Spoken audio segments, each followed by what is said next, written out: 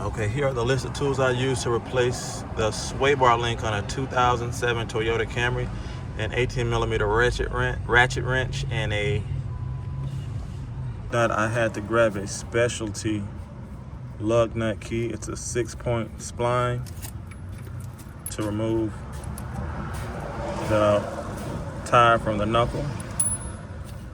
So I couldn't really specify a size for this vehicle other than a CRV dash something. I don't know if you guys can, I don't know if the camera picks this up, but that's what I needed, a 6-point spline.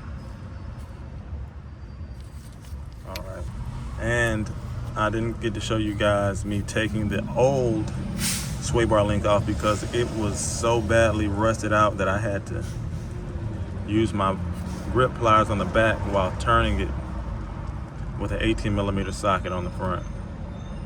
So yeah, let's go ahead and get it going.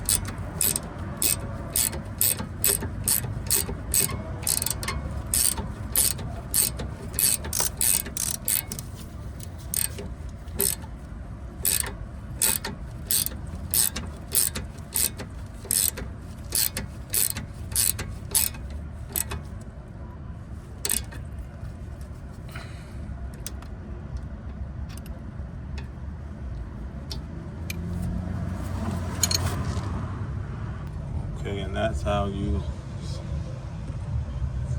put on a new sway bar link for a 2007 and 2011 Toyota Camry.